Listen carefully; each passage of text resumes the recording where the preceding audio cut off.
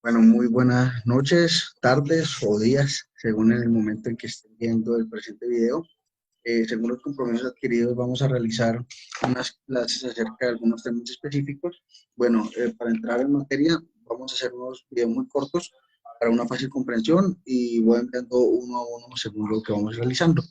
Entonces, bueno, ya vimos los derechos de petición: derecho a petición de información, derecho de petición de petición de información particular, de petición de información general, de solicitud de documentos y de consultas, ¿sí?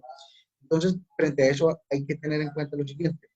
em, Dentro de la presentación y radicación de las peticiones que habla el artículo 15 del Código de Procedimiento Administrativo y de lo contencioso administrativo, nos menciona que las peticiones podrán presentarse verbalmente y deberá quedar constancia de la misma o por escrito y a través de cualquier medio idóneo para la comunicación o transferencia de datos.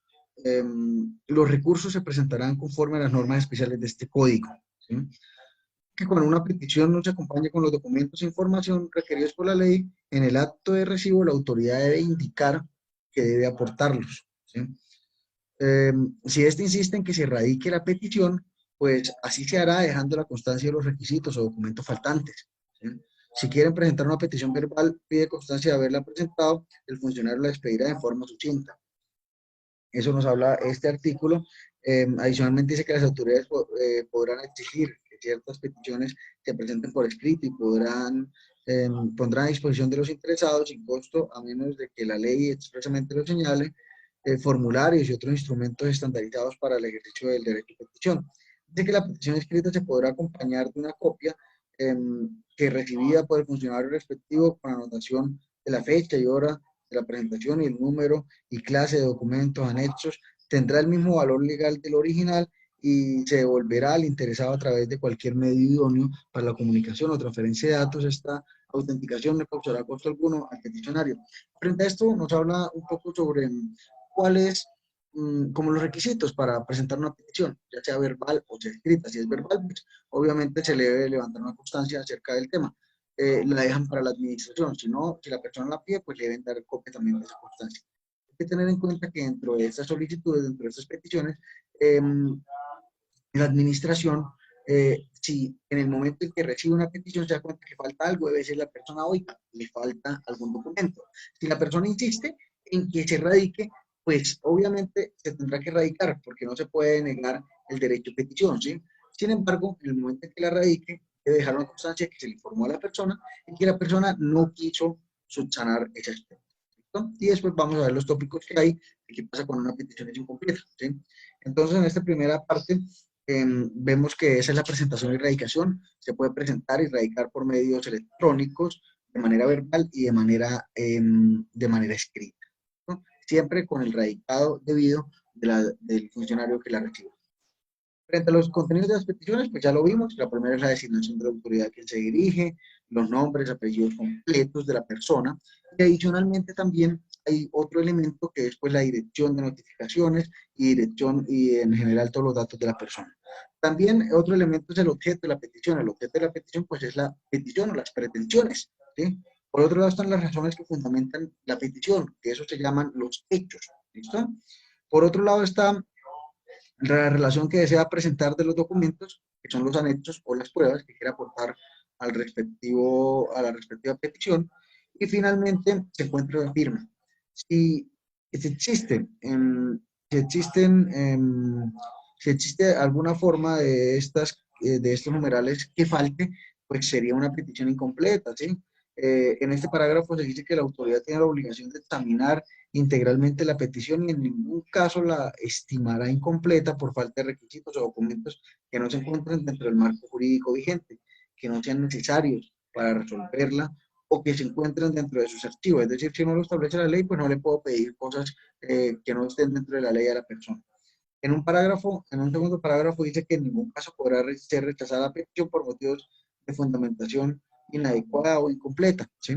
No, es decir, la petición se debe admitir, ¿sí? Otra cosa es si se responde o no se responde, o si es incompleta, ¿qué se hace?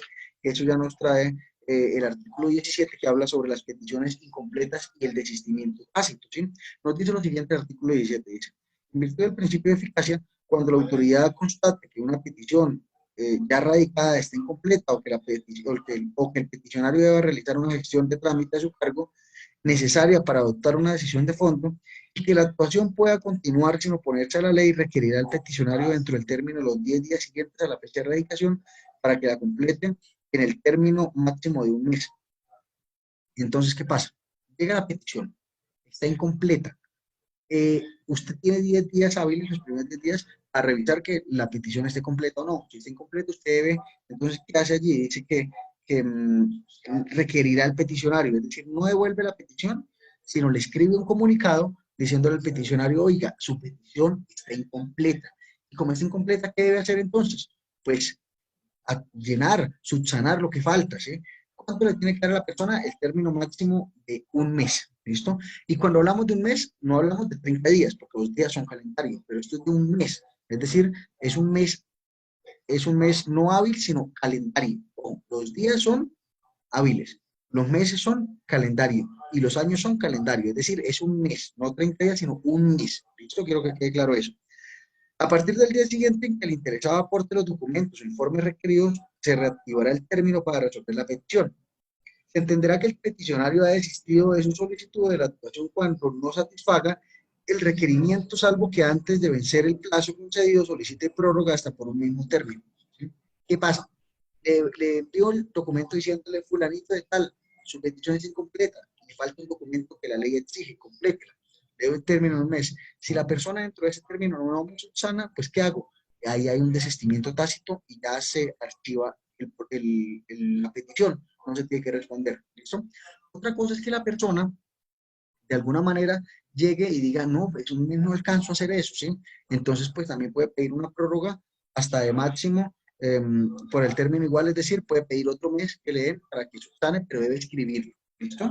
Dice que venció los términos establecidos en este artículo sin que el peticionario haya cumplido el requerimiento, la autoridad decretará el desistimiento y el archivo del expediente mediante acto administrativo motivado que se notificará personalmente, contra el cual únicamente procede recurso de reposición, sin perjuicio de que la respectiva solicitud pueda ser nuevamente presentada con el lleno de los requisitos legales. Es decir, se le dio un mes, no presentó nada, pues eso no es efecto. Es decir, pues la administración, ¿qué hace?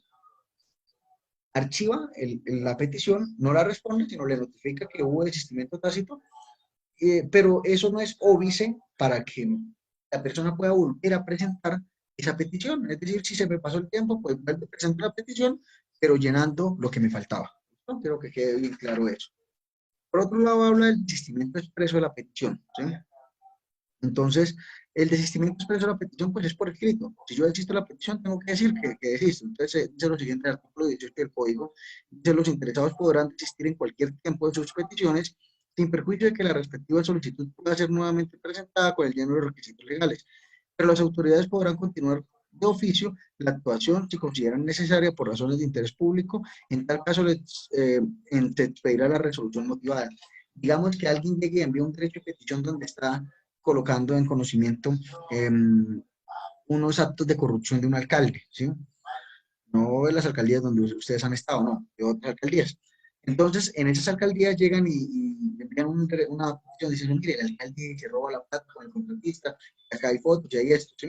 Pero resulta que, por ejemplo, llega después el alcalde y le dice, oiga, venga, y retire esa petición, haga desistimiento expreso de la petición, envíe que usted existe esa petición. Entonces, el fulano llega y dice, bueno, deme 100 millones de pesos y yo existo de eso, ¿sí? Entonces, el fulano, pues bueno, recibe los 100 millones y escribe, señores, desisto de la petición. Ojo, así haga el desistimiento, como es algo de interés público, eso va a seguir de oficio, y se va a seguir el proceso disciplinario y se va a seguir lo demás. Entonces hay que tener en cuenta eso. Se puede retirar una petición, pero si es de interés público o si se está colocando en conocimiento de la autoridad alguna situación anómala, de corrupción o de cualquier otro caso, así exista, se sigue de oficio. Quiero que quede claro eso. Otro tópico son las peticiones irrespetuosas, oscuras o reiterativas. ¿Sí? ¿Qué tratamiento se le dan a estas peticiones? Dice, toda petición que debe ser respetuosa, su pena de rechazo. Entonces, las peticiones que son groseras no son peticiones. Entonces, no hay que contestarlas. Incluso esas sí se pueden rechazar. ¿No? Solo cuando no se comprenda la finalidad u objeto de la petición, esta se devolverá al interesado para que la corrija o aclare dentro de los 10 días siguientes. Ojo, Cuando, según el tópico anterior, cuando está incompleta, se le envía un oficio y se le da 10 días, ¿sí? Pero acá no se le envía un oficio, sino se le devuelve la petición para que aclare, porque esto es una petición oscura. Entonces se le da 10 días, escuchen esto, dicen, la petición se devolverá al interesado para que la corrija o aclare dentro de los 10 días siguientes. En caso de no corregirse o aclararse, se archivará la petición. En ningún caso se devolverán peticiones que se consideren inadecuadas o incompletas. ¿Por qué la inadecuada no? Porque la inadecuada se rechaza, la grosera se rechaza o no se responde. Pero la incompleta, pues no se devuelve, esa sí no se devuelve, sino se envía un oficio diciendo que completa, ¿listo? Ese sería el trámite de estas peticiones, ¿no? Entonces, en este orden de ideas seguimos con dice que respecto a las peticiones reiterativas, estos son otros tipos de peticiones, entonces está el peticionario que cada 8 días nos envía la misma petición, copia, pega y firma y envía lo mismo, ¿sí? Entonces, respecto a estas peticiones reiterativas ya resueltas, la autoridad podrá remitirse a las respuestas anteriores, salvo que se trate de derechos imprescriptibles o de peticiones que se hubieran negado por no acreditar requisitos, siempre que la nueva petición se subsane. Ojo, eso, la reiterativa es que la persona pide siempre lo mismo. Si pide siempre lo mismo, uno le dice es, remítase a la respuesta dada el día tal, y se le anexa, si quiere, la respuesta, ¿sí? Pero si es que, por ejemplo, uno de los casos anteriores que no llenó, no subsanó, ahora sí subsanó, no tiene, era una petición incompleta, ahora subsanó, pues ahora ¿qué se hace? Pues esa no es reiterativa, porque lo que está haciendo es subsanando lo que anteriormente se le dio un desistimiento tácito, por ejemplo, ¿sí? Entonces, cuando es reiterativa, es decir, que siempre pide lo mismo, es decir, remítase a la respuesta dada anteriormente, ¿listo?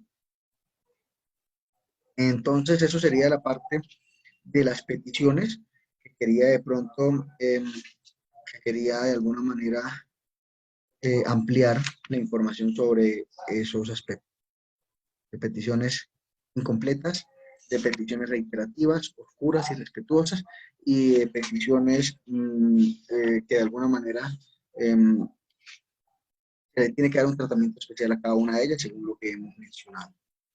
Muchas gracias. Este es el primer video.